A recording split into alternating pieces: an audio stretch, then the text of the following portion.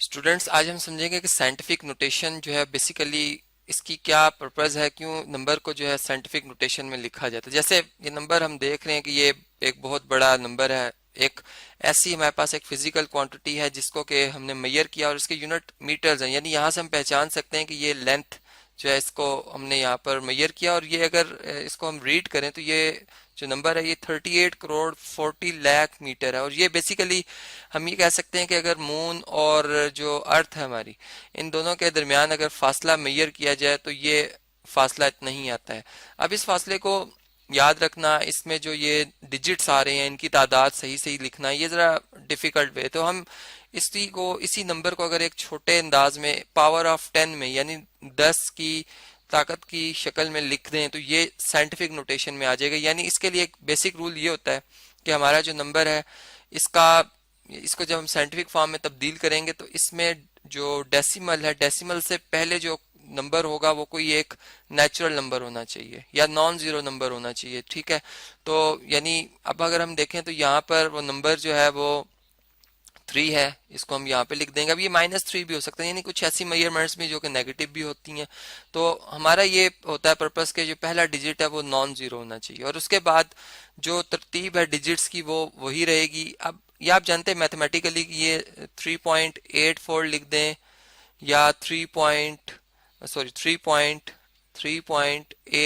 यहाँ पर एक दफ़ा इसको दोबारा से ज़रा लिखते हैं जी, 3.840 लिख दें या 2 3 4 zeros और लगा दिए जाएं तो मैथमेटिकली दोनों बराबर हैं। हम यहाँ पे सिग्निफिकेंट फिगर्स को इस वक्त जो है वो डिस्कस नहीं कर रहे। तो फिलहाल हम ये कहते हैं कि ये हमारे पास 3.84 और इनटू, अब ये 10 की कितनी पावर बनेगी ये हमने देखना है यहाँ पे। तो बेसिकली जब डिजिट को मूव किया जाता है राइट साइड पे, अगर आप देखें तो यहाँ पर राइट साइड पे हम मूव कर रहे हैं, सॉरी लेफ्ट साइड पे मूव कर रहे हैं। तो लेफ्ट साइड पे मूवमेंट में जो डेसिमल की मूवमेंट है इस पे जो 10 की पावर बनती है वो पॉजिटिव बनती है। यानी ये क्यों बनती है जी, इसका रीजन ये है कि हम एक बहुत बड़ा नंबर है ये, अगर आप देखें 38 करोड़ 40 लाख। अब मैं इसको 3.84 की शक्ल में लिख रहा हूँ तो जाहिर बात है कि डेसिमल अगर इधर शिफ्ट हुआ है लेफ्ट साइड पे तो कितने डिजिट मूव हुआ है। अगर हम इसको देखें तो 1 2 3 4 5 6 7 8, हमने इसे 8 डिजिट जो है वो मूव किया है लेफ्ट साइड पे। तो इस वजह से लेफ्ट साइड पे मूवमेंट की वजह से डिजिट की, डेसिमल की मूवमेंट की वजह से हम ये कहेंगे कि जो पावर बनेगी, एक्सपोनेंट बनेगी, वो क्या बनेगी जी, पॉजिटिव बनेगी। तो यहाँ पर हम इसे अपने पास नोट भी कर लेते हैं कि ये पॉजिटिव बनेगी जी। ठीक है, और अब कितनी हमने गिनी थी जी, 8 गिनी थी। तो यहाँ पर हम 8 लिख देंगे और साथ में जो यूनिट है एज इट इज यूनिट आ जाएंगे, क्योंकि यहाँ पर हमने यूनिट्स को जो है वो चेंज नहीं किया, हमने सिर्फ जो नंबर की रिप्रेजेंटेशन है उसकी नोटेशन को हमने चेंज किया। तब ये नंबर बन गया जी 3.84 इंटू 10 पावर 8 मीटर। और अब ये एक बहुत शॉर्ट वे है, हम इस नंबर को अगर ऐड करना चाहें, हम इस नंबर को मल्टीप्लाई करना चाहें तो ये इसके मुआवजने से, इसके साथ अगर इसका मुआवजना किया जाए तो इसके मुकाबले में ये बहुत आसान कैलकुलेशन हो जाती है। इसी तरह अगर हम इस कैलकुलेशन को देखें तो बहुत छोटा नंबर है।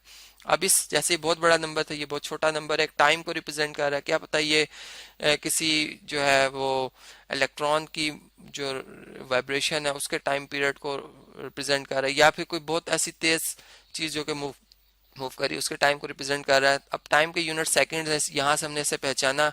अब हम इसे ये कहते हैं कि चलें अगर यहाँ पे एक छोटे नंबर को हम, अब चूंकि यहाँ पर डेसिमल को जब 4 के बाद पहले नॉन जीरो नंबर के बाद लिखा जाएगा जो कि फिर 4.58 बनता है, तो अब ये नंबर इसके मुकाबले में बहुत बड़ा नंबर है। और इसमें हम कितने डिजिट जो है मूव करके आए हैं जी, गिने तो 1 2 3 4 5 6 डिजिट्स जो है वो हम मूव करके आए हैं। और हमने जो मूव किया है ये राइट साइड पे मूव किया है। और जब राइट साइड पे डेसिमल को हम मूव करते हैं तो इसमें जो एक्सपोनेंट बनेगी वो हमारे पास नेगेटिव बनेगी। यानी ये आपने इसको याद रखना है कि ये हमारे पास नेगेटिव में ही आती है।